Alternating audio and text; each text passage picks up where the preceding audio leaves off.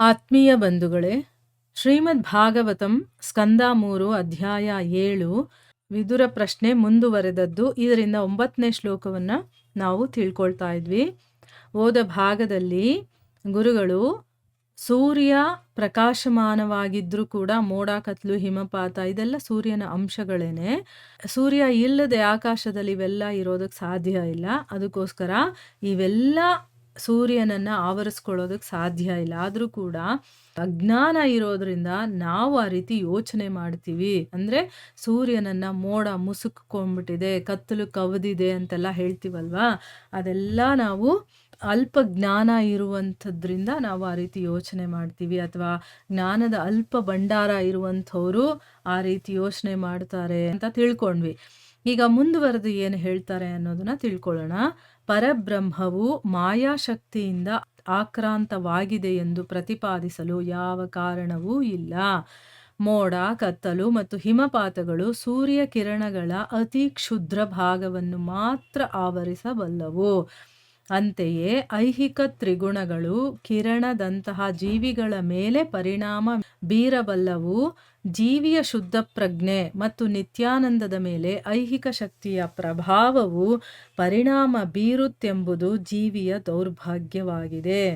ನಿಜಕ್ಕೂ ಕಾರಣವಿಲ್ಲದೆ ಹಾಗೆ ಸಂಭವಿಸುವುದಿಲ್ಲ. ಈಗ ಏನು ಹೇಳ್ತಾ ಇದ್ದಾರೆ ಅಂತಂದ್ರೆ, ಪರಬ್ರಹ್ಮ ಅಂದ್ರೆ ಭಗವಂತ ಮಾಯಾಶಕ್ತಿಯಿಂದ ಆಕ್ರಾಂತಿತನಾಗಿದ್ದಾನೆ. ಅಂದ್ರೆ ಅವನಿಗೆ ಅದು ಬಾಧೆ ಕೊಡ್ತಾ ಇದೆ, ಅಥವಾ ಮುಸುಕ್ಕೊಂಡಿದೆ, ಅಥವಾ ಮೋಹಕ್ಕೆ ಒಳಗಾಗಿದೆ, ಏನ್ ಬೇಕಾದ್ರೂ ಹೇಳ್ಬೋದು, ಅಥವಾ ಮಾಯೆ ಆವೃತವಾಗಿದೆ ಅಂತ ಹೇಳ್ತೀವಲ್ವಾ. ಆ ರೀತಿ ಇದೆ ಅಂತ ಹೇಳೋದಕ್ಕೆ ಯಾವ ರೀತಿಯ ಒಂದು ಕಾರಣಗಳು ಸಿಗೋದಿಲ್ಲ. ಮೋಡ, ಕತ್ಲು, ಹಿಮಪಾತ ಇವೆಲ್ಲ ಸೂರ್ಯನನ್ನ ಮುಚ್ಚಕ್ಕಾಗಲ್ಲ. ಆದರೆ ಆ ಸೂರ್ಯನ ಕಿರಣಗಳ ತುಂಬ ಚಿಕ್ಕ ಭಾಗವನ್ನ, ಒಂದೇ ಒಂದು ಚಿಕ್ಕ ಭಾಗವನ್ನ ಮಾತ್ರ ಅದು ಆವರಿಸ್ಕೊಳ್ಳೋದಕ್ಕಾಗತ್ತೆ. ಅದೇ ರೀತಿ ಐಹಿಕ 3 ಗುಣಗಳಿದೆಯಲ್ಲ, ಅದು ಕಿರಣದ ಹಾಗೆ ಇರುವಂತಹ ಜೀವಿಗಳು. ನಾವೆಲ್ಲ ಭಗವಂತನ ಒಂದು ಚಿಕ್ಕ ಶಕ್ತಿ ಅಥವಾ ಒಂದು ಚಿಕ್ಕ ಅಂಶ ನಮ್ಮ ಮೇಲೆ ಪರಿಣಾಮ ಬೀರಬಹುದು.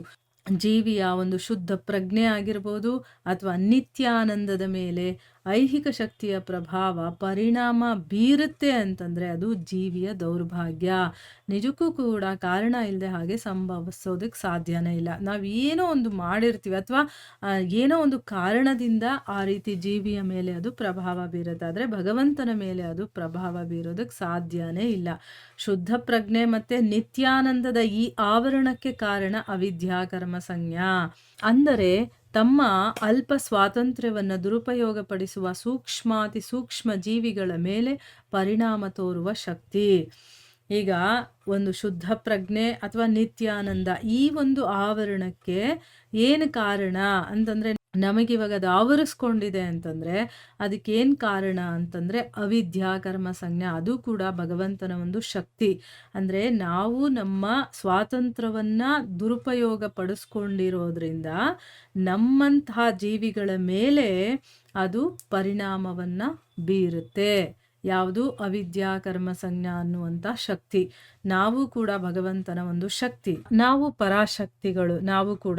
ಆದರೆ ನಾವು ಮಾಡಿರುವಂತಹ ತಪ್ಪಿಗೆ, ಅಂದರೆ ಭಗವಂತ ಕೊಟ್ಟಿರುವಂಥ ಒಂದು ಸ್ವಾತಂತ್ರ್ಯವನ್ನು ನಾವು ದುರುಪಯೋಗ ಪಡಿಸ್ಕೊಂಡ್ವಿ. ಅಂದರೆ ಏನು? ನಾನೇ ಒಡೆಯನಾಗಬೇಕು ಅನ್ನುವಂಥ ಆಸೆ ನಮ್ಮಲ್ಲಿ ಬಂದ್ಬಿಡುತ್ತೆ. ಅಂದರೆ ನಾನು ಒಡೆತನವನ್ನು ಅನುಭವಿಸ್ಬೇಕು ಅನ್ನುವಂಥ ಒಂದು ಆಸೆ ನಮ್ಮಲ್ಲಿ ಬರುತ್ತೆ. ಆ ರೀತಿ ನಾವು ಯೋಚನೆ ಮಾಡ್ತೀವಿ, ಆಯಿತಾ. ಅದಕ್ಕೋಸ್ಕರನೇ ಅಂಥ ಜೀವಿಗಳ ಮೇಲೆ ಈ ಒಂದು ಅವಿದ್ಯಾ ಕರ್ಮ ಸಂಜ್ಞಾ ಅನ್ನುವಂತಹ ಒಂದು ಶಕ್ತಿ ಇದೆಯಲ್ಲ, ಅದು ಆವೃತವಾಗುತ್ತೆ. ವಿಷ್ಣು ಪುರಾಣ, ಭಗವದ್ಗೀತೆ ಮತ್ತು ಇತರ ವೈದಿಕ ಸಾಹಿತ್ಯಗಳ ಪ್ರಕಾರ ಜೀವಿಗಳು ಭಗವಂತನ ತಟಸ್ಥಾಶಕ್ತಿಯಿಂದ ಉತ್ಪನ್ನವಾಗಿವೆ.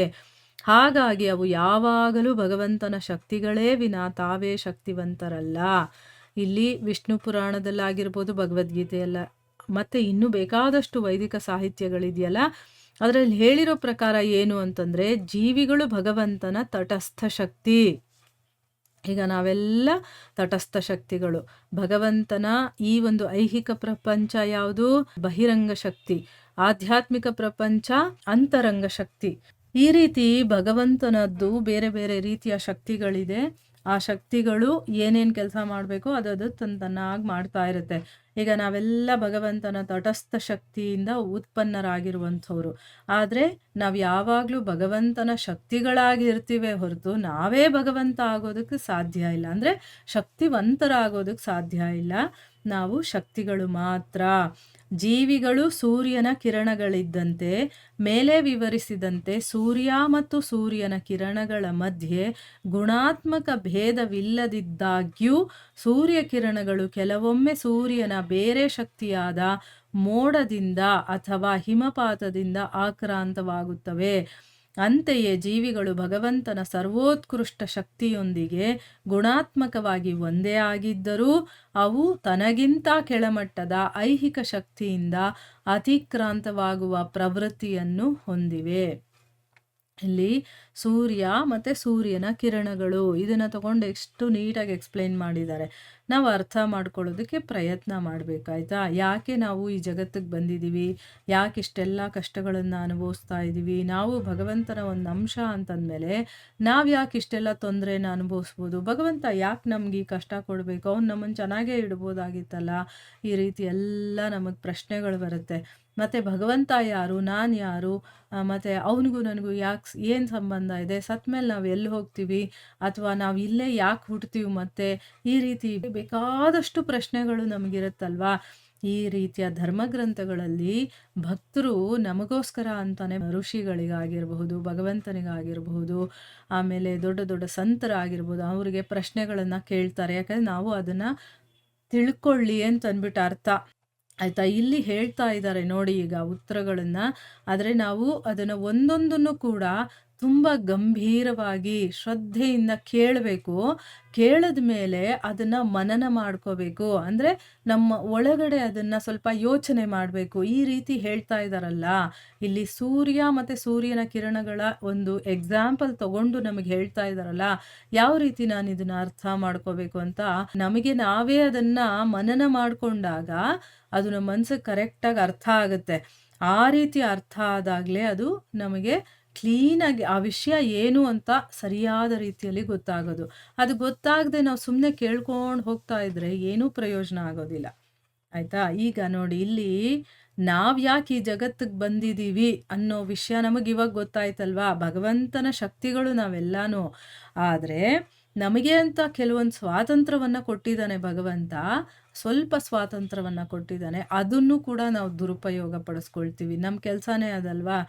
ನಮಗೇನಾದರೂ ಒಂಚೂರು ಪರ್ಮಿಷನ್ ಕೊಟ್ಬಿಟ್ರೆ ಎಲ್ಲ ನನಗೇ ಬೇಕು ಅಂತ ಹೇಳುವಷ್ಟು ನಾವು ಮುಟ್ಟಾಳ್ರು.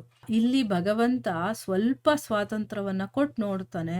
ಆದರೆ ಅದನ್ನು ಕೂಡ ನಾನು ದುರುಪಯೋಗ ಪಡಿಸ್ಕೊಂಡ ಕಾರಣದಿಂದ ನಮ್ಮ ಮೇಲೆ ಅವಿದ್ಯೆ ಅನ್ನೋದು ಹಾವಿಯಾಗುತ್ತೆ ಆಯಿತಾ. ಯಾವಾಗ ನಮಗೆ ಅದು ಅರಿವಿಗೆ ಬಂದು ಈ ರೀತಿಯ ಧರ್ಮಗ್ರಂಥಗಳನ್ನೆಲ್ಲ ತಿಳ್ಕೊಳ್ತಾ, ಆಮೇಲೆ ಸತ್ಸಂಗದಲ್ಲಿ ಭಾಗಿಯಾಗ್ತಾ ಈ ವಿಚಾರಗಳನ್ನೆಲ್ಲ ಕೇಳ್ತಾ ಇರಬೇಕಾದ್ರೆ ನಮಗೆ ಗೊತ್ತಾಗತ್ತೆ ಏನು ನಾನೇನು ತಪ್ಪು ಮಾಡಿದ್ದೀನಿ, ಯಾಕೆ ನಾನು ಇಲ್ಲಿದ್ದೀನಿ ಅನ್ನುವಂಥ ವಿಷಯಗಳೆಲ್ಲ ನಮಗೆ ಗೊತ್ತಾಗ್ತಾ ಇದ್ದಂಗೆ ನಮ್ಮ ಹೃದಯ ಪರಿಶುದ್ಧವಾಗ್ತಾ ಹೋಗುತ್ತೆ. ಮತ್ತೆ ನಾವು ಭಗವಂತನ ಧಾಮಕ್ಕೆ ಹೋಗಿ ಅವನ ಜೊತೆ ಇರೋ ಥರ ನಾವು ಶುದ್ಧರಾಗ್ತೀವಿ.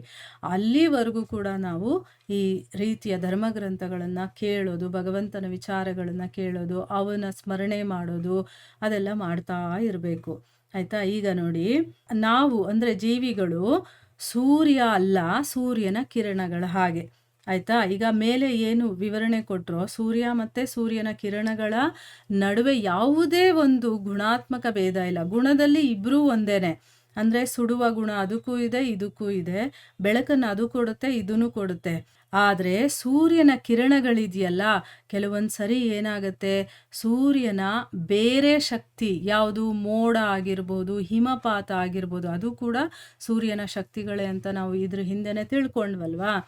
ಆ ಶಕ್ತಿಗಳಿಂದ ಆಕ್ರಾಂತವಾಗುತ್ತೆ. ಅಂದರೆ ಅದು ಇದನ್ನು ಆವರಿಸ್ಕೊಳ್ಳುತ್ತೆ. ಈಗ ನಮಗೆ ಗೊತ್ತಾಗುತ್ತೆ ನೋಡಿ, ಸೂರ್ಯನ ಕಿರಣಗಳು ಬರ್ತಾ ಇರುತ್ತೆ. ಮೋಡ ಯಾವಾಗ ಬರುತ್ತೋ ಆಗ ಸೂರ್ಯನ ಕಿರಣಗಳು ನಮ್ಮವರೆಗೂ ತಲುಪೋದಿಲ್ಲ. ಅಂದರೆ ಏನು, ಆ ಸೂರ್ಯನ ಕಿರಣದ ಒಂದು ಚಿಕ್ಕ ಭಾಗ ಆ ಮೋಡದಿಂದ ಆವೃತವಾಗುತ್ತೆ. ಆಗ ನಮಗೆ ಅದರ ಬೆಳಕು ಬರೋದಿಲ್ಲ, ಅದರ ಶಾಖನೂ ಬರೋದಿಲ್ಲ. ಅದೇ ರೀತಿ ಜೀವಿಗಳು ಕೂಡ ಭಗವಂತನ ಸರ್ವೋತ್ಕೃಷ್ಟ ಶಕ್ತಿಯ ಜೊತೆ ಅಂದರೆ ಏನು, ಆ ಭಗವಂತನ ಶಕ್ತಿಯ ಜೊತೆ ಗುಣಾತ್ಮಕವಾಗಿ ಒಂದೇ ಆಗಿದ್ರೂ ಕೂಡ ಅದು ಕೆಳಮಟ್ಟದ, ತನಗಿಂತ ಕೆಳಮಟ್ಟದ ಐಹಿಕ ಶಕ್ತಿ ಇದೆಯಲ್ಲ, ಅದರಿಂದ ನಾವು ಆವೃತವಾಗುವಂಥ ಪ್ರವೃತ್ತಿಯನ್ನು ಹೊಂದಿದ್ದೀವಿ. ಅಂದರೆ ನಮ್ಮ ಮೇಲೆ ಅದು ಹಾವಿ ಆಗತ್ತೆ. ಅಂಥ ಒಂದು ಶಕ್ತಿ ಇದೆ. ಅಂದರೆ ಭಗವಂತನ ಶಕ್ತಿನೇ ನಾವು ಅವನ ತಟಸ್ಥ ಶಕ್ತಿ ಆಗಿದ್ರೂ ಕೂಡ ನಮಗಿಂತ ಕೆಳಮಟ್ಟದ ಒಂದು ಐಹಿಕ ಶಕ್ತಿಯಿಂದ ನಾವು ಆವೃತಗೊಳ್ತೀವಿ. ಹೇಗೆ ಸೂರ್ಯ ಮತ್ತು ಸೂರ್ಯನ ಕಿರಣಗಳ ಒಂದು ಎಕ್ಸಾಂಪಲನ್ನು ಕೊಟ್ಟು ಇಲ್ಲಿ ಎಕ್ಸ್ಪ್ಲೇನ್ ಮಾಡಿದಾರೋ, ಅದನ್ನು ಚೆನ್ನಾಗಿ ಅರ್ಥ ಮಾಡಿಕೊಂಡ್ರೆ ಜೀವಿ ಮತ್ತು ಭಗವಂತನ ನಡುವೆ ಏನು ವ್ಯತ್ಯಾಸ ಇದೆ, ಯಾಕೆ ಭಗವಂತನಿಗೆ ಆ ಒಂದು ಮಾಯಾಶಕ್ತಿ ಆವೃತವಾಗೋದಿಲ್ಲ ಆದರೆ ಜೀವಿಗಾಗತ್ತೆ ಅನ್ನೋ ವಿಷಯ ನಮಗೆ ತುಂಬ ಚೆನ್ನಾಗಿ ಅರ್ಥ ಆಗುತ್ತೆ. ಈಗ ಈ ಒಂದು ವಿಷಯ ಏನಿದೆಯೋ ಅದು ನಮ್ಗೆ ಕ್ಲೀನಾಗಿ ಅರ್ಥ ಆಗಿದೆ ಅಲ್ವಾ. ಏನು, ಭಗವಂತನ ಮಾಯಾಶಕ್ತಿ ಏನಾಗುತ್ತೆ, ಜೀವಿಗಳ ಮೇಲೆ ಆವೃತವಾಗುತ್ತೆ. ಯಾಕೆ, ಭಗವಂತ ನಮಗೆ ಅಂತ ಸ್ವಲ್ಪ ಸ್ವತಂತ್ರವನ್ನು ಕೊಟ್ಟಿರ್ತಾನೆ, ಅದನ್ನು ನಾವು ದುರುಪಯೋಗ ಪಡಿಸ್ಕೊಳ್ತೀವಿ. ಆದ್ರಿಂದನೇ ನಮ್ಮ ಮೇಲೆ ಅದು ಹಾವಿಯಾಗುತ್ತೆ. ನಾವು ಕೂಡ ಭಗವಂತನ ಒಂದು ಶಕ್ತಿನೇ ತಟಸ್ಥ ಶಕ್ತಿ ಅಂತ ನಮಗೆ ಹೆಸರು. ಆದರೆ ನಾವು ಮಾಡಿರುವಂಥ ತಪ್ಪಿನಿಂದ ಈ ಅವಿದ್ಯೆ ಅನ್ನೋದು ನಮ್ಮನ್ನು ಆವರಿಸ್ಕೊಳ್ಳುತ್ತೆ. ಹೇಗೆ ಸೂರ್ಯನ ಕಿರಣಗಳಿಗೆ ಸೂರ್ಯನದೇ ಇನ್ನೊಂದು ಶಕ್ತಿ ಆದಂತಹ ಆ ಮೋಡ ಆಗಿರಬಹುದು ಅಥವಾ ಹಿಮಪಾತ ಆಗಿರ್ಬೋದು, ಇದು ಹೇಗೆ ಆವರಿಸ್ಕೊಳ್ಳುತ್ತೋ, ಸೂರ್ಯನನ್ನು ಆವರಿಸ್ಕೊಳ್ಳೋದಿಲ್ಲ, ಅದು ಸೂರ್ಯನ ಕಿರಣದ ಒಂದು ಸಣ್ಣ ಭಾಗವನ್ನು ಆವರಿಸ್ಕೊಳ್ಳುತ್ತದಷ್ಟೇ. ಅದೇ ರೀತಿ ಭಗವಂತನ ಶಕ್ತಿಗಳಾದ ನಮ್ಮನ್ನು ಕೂಡ ಐಹಿಕ ಶಕ್ತಿ ಆವರಿಸ್ಕೊಳ್ಳುತ್ತೆ ಅನ್ನೋದು ಇದರ ಅರ್ಥ. ಕ್ಲೀನಾಗಿ ಅರ್ಥ ಆಗಿದೆ ಅಂತ ತಿಳ್ಕೊಂಡಿದ್ದೀನಿ. ಇದರ ಮುಂದುವರಿದ ಭಾಗ ಇನ್ನೂ ಇದೆ, ಅದನ್ನು ನಾವು ಮುಂದಿನ ಭಾಗದಲ್ಲಿ ತಿಳ್ಕೊಳ್ಳೋಣ. ಹರೇ ಕೃಷ್ಣ.